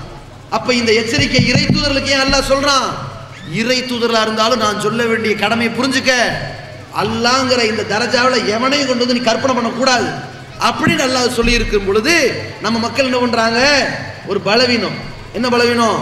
நமக்கு அல்லாஹ் தான் காப்பாற்றுவான், இருந்தாலும் நம்ம நிறைய பாவம் பண்ணிட்டோமே, தொழுகாம போயிட்டோமே, எந்த முகத்தை வச்சு அல்லாஹ் பார்க்கறது அப்படின்னு நினைத்து கொண்டு இந்த ஆலிம்சா இடைத்தரகர்களை வைத்துக் கொண்டு கபரஸ்தானுக்கு போறாங்களே, கபர்ல போய் விழுகிறாங்களே, முட்டி அழுகிறாங்களே. இந்த பலகீனத்தை மாற்ற வேண்டும். அல்லாஹ் சொல்கிறான், இதா சஅலக இபாதி அன்னி ஃபஇன்னி கரீப், என்னை பற்றி என்னுடைய அடியான் கேட்டால் சொல்லுங்கள், நான் ரொம்ப பக்கத்தில் இருக்கேன்னு சொல்லுங்க. எதற்காக பக்கத்தில் இருக்கிறேன் என்றால், உஜீபு தாவத்த தாயிதா தான், என்னிடத்திலே கோரிக்கை வைத்தால் விரைவில் பதில் தருவேன் அப்படின்னு போய் சொல்லுங்க. அல்லாஹ் சொல்றான். எந்த அளவிற்கு? யா இபாதி அல்லதீன அஸ்ரஃபு அலா அன்ஃபுஸிஹிம், தங்களுக்கு தாங்களே பல பாவங்கள் செய்திருக்கிற என்னுடைய அடியார்களே, அல்லாஹ் நம்மளை மன்னிப்பானா நினைச்சிடாதீங்க. லா தக்னத்து மின் ரஹ்மத்தில்லா, அல்லாஹ்வுடைய அருள்ல நீங்க நம்பிக்கை இழந்துடாதீங்க. பாவம் செஞ்சிருக்கிறியா, என்கிட்ட வந்து வருந்தி கேளு, அதனால் நான் உன் பாவத்தை மன்னிக்கிறேன். நாங்க எல்லா இறை தூதர்களும் அந்த மக்களிடத்தில் பிரச்சாரம் செஞ்சாங்கல்ல, அந்த மக்கள் பாவம் செஞ்சாங்க, வட்டி வாங்கினாங்க, வரதட்சணை வாங்கினாங்க, இல்லாத பாவங்கள், பெண்ணடிமை, கொத்தடிமைலாம் இருந்துச்சு. அந்த மக்கள்கிட்ட இந்த இறை தூதர் என்ன பேசினாங்க? இஸ்தக்ஃபிரு ரப்பக்கும், மக்களே நீங்க திருந்துங்க, உங்கள் இறைவன்கிட்ட பாவ மன்னிப்பு தேடுங்கன்னாங்க. அந்த மக்களை பார்த்து இந்த இறை தூதர் என்ன சொல்லல? நீங்களா எந்த முகத்தை வச்சுட்டு அல்லாஹ் முழிக்க போறிய, வேணும்டா என்கிட்ட கையேந்துங்கன்னு சொன்னாங்களா? இல்லையே. இடைத்தரகரை காட்டினாங்களா? அப்படி இல்லையே. இன்னும் சொல்ல போனால் அல்லாஹுவை இந்த உலகத்தில் யாரும் பார்க்கல, இறை தூதர்கள் உட்பட பார்க்கல. ஏன் பார்க்கல? இறை தூதர்கள் மேல அல்லாஹ்வுக்கு கோபமா? இல்ல. தன்னை ஒருவர் பார்த்ததா உலகத்தில் கற்பனை செஞ்சு சொல்லிட்டாங்கன்னா அது அப்படியே உண்டாயிரும்.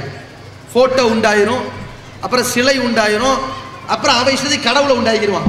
இன்னைக்கு 3000 கோடி கடவுளை உண்டாக்கிட்டான்ல, அது மாதிரி ஆகி போயிடும். அது மாதிரி இருக்கிறனால அல்லாஹ் தூதர்களுக்கு கூட தன் முகத்தை காட்டல. ரசூலா சொல்றாங்க, ஒவ்வொரு நூறுன் அன்னாராகு, அவனே ஒளிமயமா இருக்கிறான். அல்லாஹ்வை சுத்தி அப்படியே ஒளிவட்டமா இருக்குது, அவனை என் கண்ணால் எப்படி பார்க்க முடியும் அப்படின்னு ரசூலா பதில் சொன்னாங்க. ஏன்? அல்லாஹ்வை பார்த்துருக்கிறேன், நீங்க என்கிட்ட வந்தீங்கன்னா நான் உங்களை அல்லாஹ்ட்ட காட்டுவேன்னு சொல்லி கூட இந்த இறை தூதர்கள் மக்களை பிரச்சாரம் செய்யக்கூடிய வாய்ப்பு அல்லாஹ் ஏற்படுத்தல. அப்படி இடைத்தரகர்கள் இல்லாத ஒரு மார்க்கத்தில் வைத்துக்கொண்டு மௌத்தா போனவங்கள்ட்ட கையேந்துறாங்களே, எப்படியெல்லாம் தர்கா? இவங்க என்னமோ தொழுது நோம்பு வச்சு சக்காத்து இப்படி தர்கா வச்சிருக்கீங்களா? இவங்க இறை நேசன்னு 2 கேட்டகரியா பிரிச்சிருக்கிறாங்க. ஒரு ஆள் எப்படின்னு கேட்டா விடிய விடிய தொழுவாங்க, அவங்க இறை நேசர்கள். ஒரு ரிபாய் நாயகம் போனாரு, ரோட்ல போய் நின்னாரு, திடீர்னு தக்பீர் கட்டினாரு, தொழுதாரு தொழுதாரு தொழுதாரு, 1 மாசம் ருக்குக்கே போகலன்னாங்க. அப்புறம் என்னாச்சான், பின்னாடி தொழுதுன்னா ஓடிட்டாங்களாம், கலண்டு கலண்டு எல்லாம் கலண்டானுகள். கடைசியில் என்னவா, அந்த ஆள் மட்டும் ருக்குவுக்கு போன பாடு இல்லையா. அந்த நேரம் பார்த்து வலது பக்கம் இருக்கிற ஆலமரம் சைட்லயும் வேறுடுமா, நேராவும் வேறுடுமா. இப்ப சைட்ல வேறுடும்ல, அப்படியே வேறுட்டு வேறுட்டு வந்து இந்த ரிபாய் நாயகன் காலில் பூந்து இந்த பக்கமா போய் வச்சா, அப்பொழுதுதான் இவர் ருக்குவுக்கு போனாக அப்படின்னு அடிச்சு விடுறாங்கல்ல. இப்படி ஒரு ஸ்டைல அவுளியாக்களை சொல்லி மக்களை ஏமாத்துறது. நம்மளாம் என்னங்க தொழுதுருப்போம், அதிகபட்சம் ஒரு 1/2 மணி நேரம் தொழுதுருப்போமா, இவரை பத்தியெல்லாம் மாசக்கணக்கில் தொழுதாரு, இவர் எப்பேற்பட்ட ஈமான் தாரு நம்மளை ஏமாத்துறது. இல்லைன்னு வைங்களேன், இப்படி ஏமாத்துறது. எப்படி இந்த இமாம்கள், இந்த பெரிய மகான்கள் எப்படி தெரியுமா, நீங்கள் கஷ்டப்பட்டு அல்லாஹ்வை தொழுவீர்கள், அவர்கள் உள்ளத்திலேயே தொழுவார்கள்.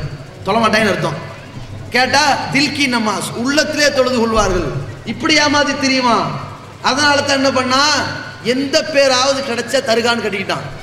யானை தர்கா, குரங்கு தர்கா, சட்டி மஸ்தான், கட்டி மஸ்தான், குரங்கு மஸ்தான், எப்படி பீடி மஸ்தான். இவங்கெல்லாம் யாரு? இஸ்லாத்துக்கு முன்னோடிகளா? இவங்கெல்லாம் யாரு? பாம்பு ஊழியா கேள்விப்பட்டிருக்கீங்களா? பாம்பு ஊழியா வச்சிருக்காங்க. அதாவது ஒருத்தன் தர்காவில் சுற்றி இருக்கிற இடத்த சுத்தம் பண்ணும்போது ஒருத்தனை பாம்பு போட்டுருச்சான், அந்த பாம்புக்கு ஒரு தர்கா. பார்த்தீங்களா? அப்போ இவ்வளவு நோய்களை உண்டாக்கி வைத்துக் கொண்டு எந்த அளவு இருக்குன்னா, பொட்டல் பொருள் ஒரு யானை செத்துச்சுல, அந்த யானை யார்? மொய்தீன் பிச்சை. அல்லாஹ் படைத்த ஒரு பொருளை இவங்களே மொய்தீன் அப்துல் கார் ஜிலானி படைச்ச பொருள்ன்ட்டாங்க. மொய்தீன் பிச்சை, மொய்தீன் போட்ட பிச்சை. இப்போ இந்த மொய்தீன் பிச்சை மௌத்தா போன உடனே அவருக்கு இஸ்லாமிய முறைப்படி அடக்கம் செய்தார்கள்ட்டாங்க. இஸ்லாமிய முறைப்படினா எத்தனை மீட்டரில் கஃன் துணி கட்டினான்னு தெரியல, எத்தனை ரக்கா தொழுதானு தெரியல. அந்த யானைக்கு அங்கே ஒரு தர்கா. இப்போ லேட்டஸ்ட்டாக ஒரு வாரத்துக்கு முன்னாடி நாகூரில் ஒரு யானை மண்டையை போட்டுருச்சா, அதற்கும் இதே ஸ்டைல இப்போ சாகுல மீது, இப்போ குட்டி அமீது அங்கே உண்டாயிருக்கு. அப்போ இவங்கெல்லாம் தர்கா. அப்போ அல்லாஹ் கேட்குறான், கேவலமா இல்லை? அல்லாஹ் விட்டு விட்டு நீ யார்கிட்ட போய் கையெழுந்திருக்கிற? மாலா எழுருக்கும் பலா என்பவுக்கும், உனக்கும் பயன் தர மாட்டான், தனக்கும் பயன் தர மாட்டான், உனக்கும் தீங்கிழைக்க மாட்டான், தனக்கும் தீங்கிழைக்க மாட்டான். அவர்கள் மீது ஒரு ஈ அமர்ந்தாலும் கூட அதை எடுக்க மாட்டான். அவ்வளவு பலவீனம்.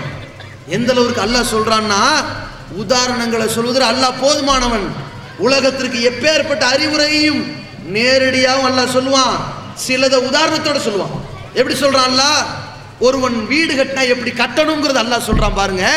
இன்னைக்கு வெள்ள நிவாரணத்துக்கு என்ன பண்ணலான்னு அறிக்கை போட்டு ஆலோசிக்கிறாங்களே, மேடை போட்டு விவாதிக்கிறாங்களே, அல்லாஹ் சொல்லி தருகிறான் படிப்புன. வெள்ள நிவாரணத்துக்கு ஏன்டா கஷ்டப்படுறிய? ஏன் வெள்ளம் அடிச்சுட்டு போட்டு கவலைப்படுற? வீடு எப்படி கட்டணும், புத்திசாலித்தனமா கட்டணும்னு சொல்றான் பாருங்க. ஒரு இடத்துல அல்லாஹ் சொல்றான், ஒருவன் ஈமானோடு இறை நம்பிக்கையோடு இருப்பதற்கு என்ன உதாரணம் தெரியுமா? நல்ல ஒரு இடத்தில் வீடு கட்டுவனதுக்கு சமம். அல்லாஹ் 2 சொல்றான். ஈமானும் அது உறுதிப்பாடும் இருந்தால் சொர்க்கத்துக்கு போவாங்கன்னு சொல்லிட்டு, இதுக்கு யார் உதாரணமா? பொதுவான இடத்துல வீடு கட்டா எப்படி ஸ்ட்ராங்கா இருக்குமோ அது மாதிரி இவன் ஸ்ட்ராங்கா இருப்பான்ட்டாங்க. 2வது அல்லாஹ் சொல்றான், கமன் அஸ்ஸஸ புன்யானஹு அலா ஜுர்ஃபின் ஹாரின். சில பேர் வீடு கட்டுகிறார்கள், ஆற்றங்கரை ஓரத்திலே கட்டுகிறார்கள்.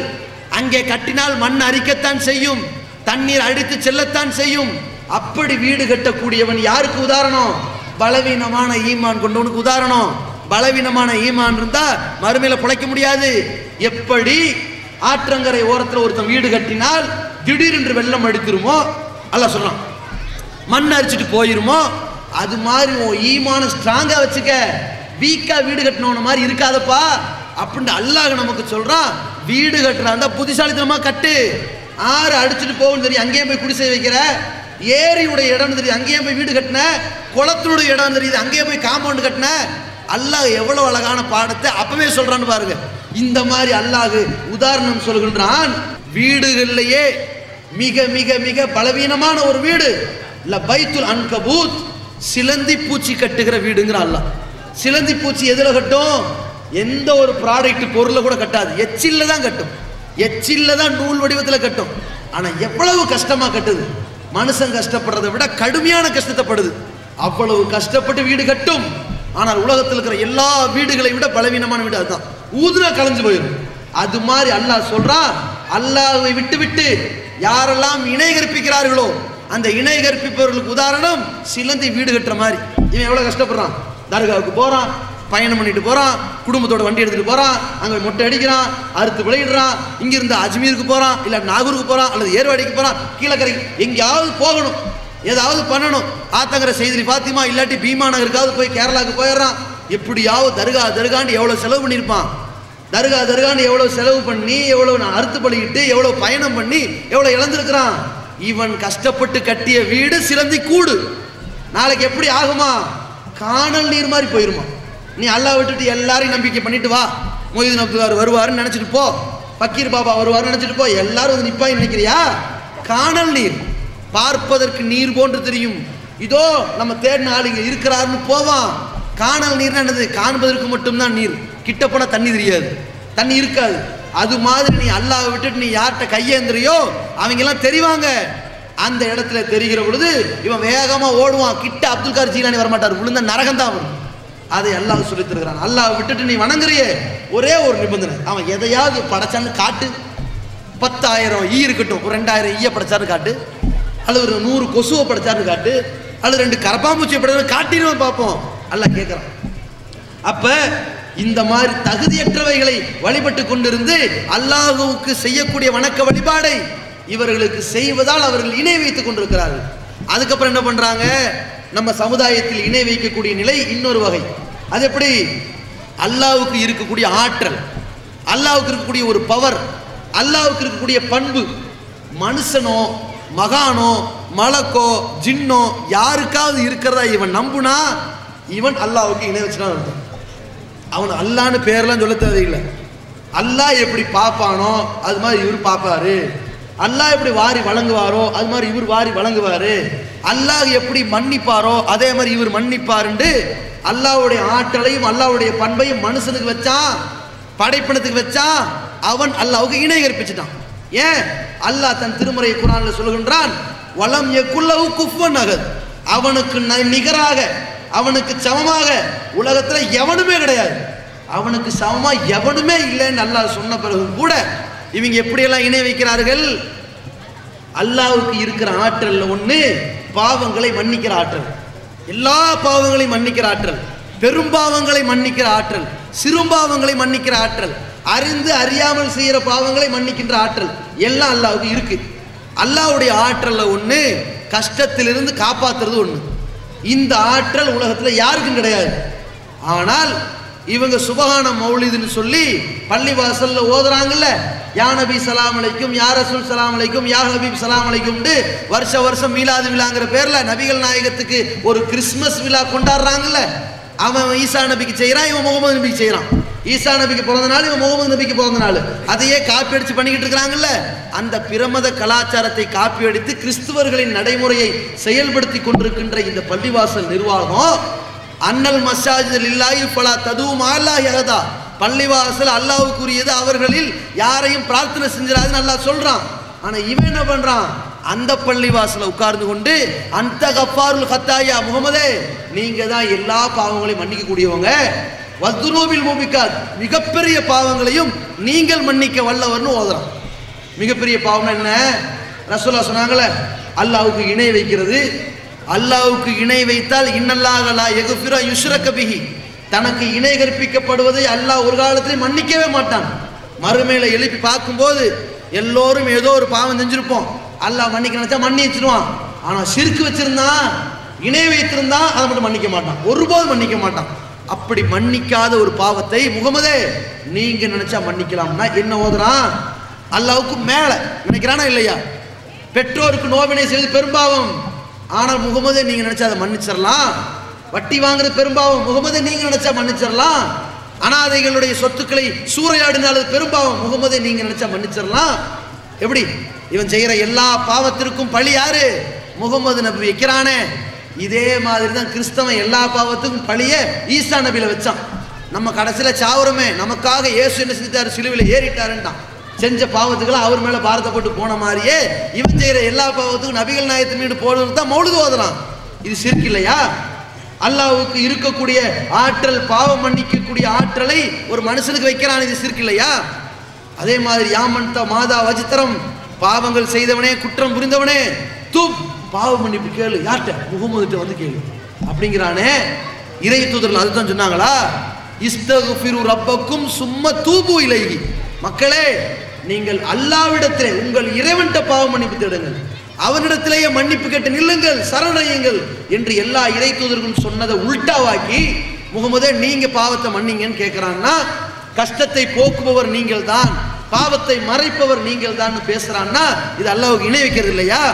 அப்ப இது மாதிரியான காரியங்களை செய்து அல்லாஹ்வுக்கு இணை வைத்து அல்லாஹ்வோடு பல கடவுள் இருக்கிறார்கள் என்பதை நம்புகிறான். இவன் எப்படி முஸ்லீமா இருக்க முடியும்? அதே மாதிரி ரபீல் அவல் முடிஞ்ச அப்படி ரபீல் ஆஹிர் வந்தா என்ன பண்ணுவான்? மொஹிதீன் அப்துல் காரி ஜீலானி பேரால் ஒரு மௌலிது. அதுல எப்படி ஓதுறாங்க?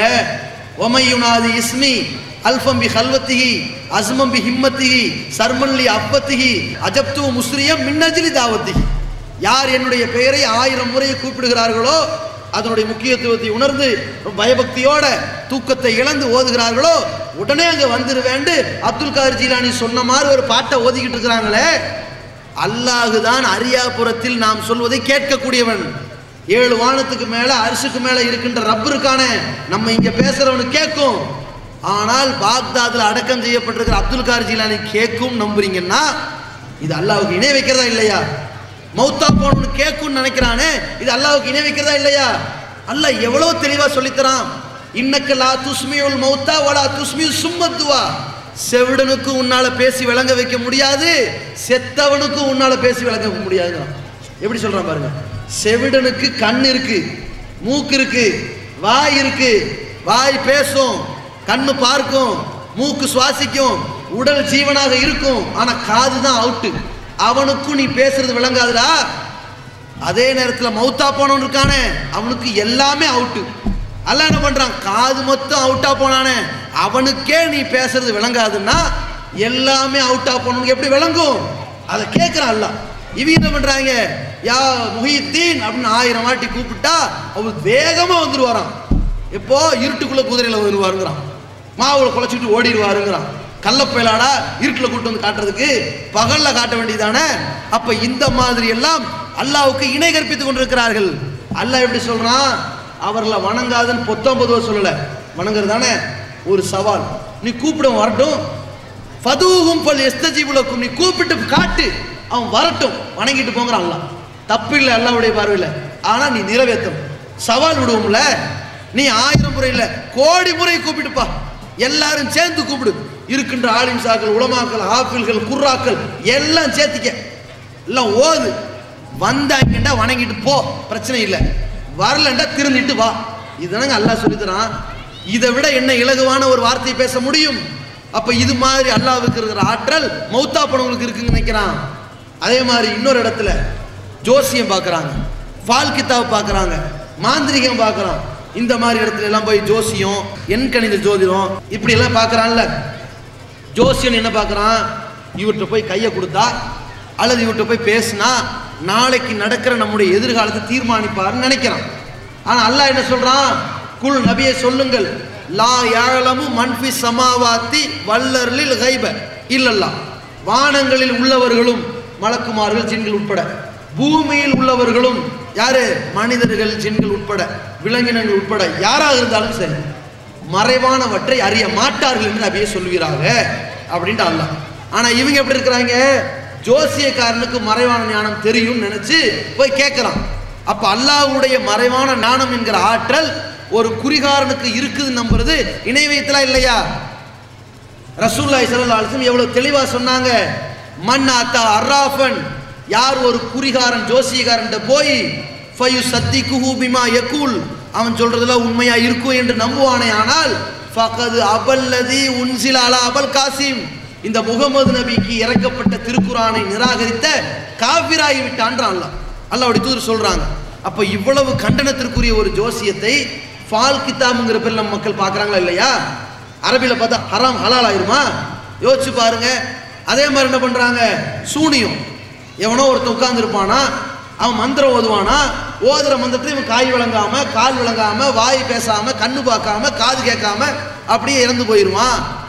குஷ்டமாயிரும், நஷ்டமாயிரும் அப்படி நம்புறான்ல. ஒரு மனிதன் இன்னொரு மனிதனை அடிச்சு பாதிப்பை உண்டாக்கலாம், மிதிச்சு உண்டாக்கலாம், மந்திரிச்சு பாதிப்பை உண்டாக்குறதுன்னா அவன் போயிருந்தா போயிருமா. இங்க இப்படி ஏமாத்துறாங்க இல்ல, இது ஒரு சூனியம் நம்மளை ஏமாத்திட்டு இருக்கிறானே. இது இருக்குதா? இது இருக்குது நம்பினா இவன் எவ்வளவு பெரிய பாவி. அல்லாவுக்கு இருக்கிற ஆற்றல், அவன் தான் ஒரு விஷயம் நடக்குன்னு சொன்னா ஆகுன்னு ஆயிரும், சாவுனா செத்துருவான், பொறானா பிறந்துருவான், அவ்வளவுதான். இது அல்லாவுடைய ஆற்றல். இதை கொண்டு வந்து சூனியக்கார மந்திரவாதிக்கு வைக்கிறான்னா இது இணை வைப்பு இல்லையா? அல்லாவுடைய ஆற்றலை எவனாவது அல்லாஹ் கொடுப்பான்? அல்லாஹ் ஒரு ஆளுக்கு கொடுக்க மாட்டான். அப்ப இது மாதிரியான இணை வைத்தலை மக்கள் செய்கிறார்கள், சூனியத்தை நம்புகிறார்கள், பில்லி பேய் பிசாசு ஏவல் என்று சொல்லி பயப்படுகிறார்கள். இது அல்லாஹ்வுக்கு இணை வைக்கின்ற காரியம், இது மாபாதகம் என்பதை உணராமல் இருக்கிறார்கள். இப்ப ரசூலுல்லாஹி ஸல்லல்லாஹு அலைஹி வஸல்லம் சொன்ன ஒரு ஹதீஸை நம்ம ஆப்போசிட்டை விளங்கினா ஈஸியா புரிஞ்சுக்கலாம். இப்ப ரசூலுல்லாஹ் என்ன சொல்றாங்க? யார் மதுவுக்கு அடிமையா இருக்கிறானோ அவன் சொர்க்கத்தில் நுழைய மாட்டான்னாங்க. இதுக்கு என்ன ஆப்போசிட்? மதுவை நீங்க எதிர்த்தீங்கன்னா நீங்க சொர்க்கத்துக்கு போகலாம், நரகத்துக்கு போக மாட்டீங்கன்னு அர்த்தம். சரியா? யார் பெற்றோரை கொடுமைப்படுத்துகிறானோ அவன் சொர்க்கத்தில் நுழைய மாட்டான். இதுக்கு என்ன ஆப்போசிட்?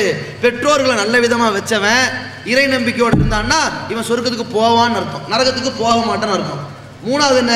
யார் விதி அல்லாஹ்வால் எழுதப்பட்ட விதியை பொய்யிண்டு மறுக்கிறானோ அவன் சொர்க்கத்தில் நுழைய மாட்டான்.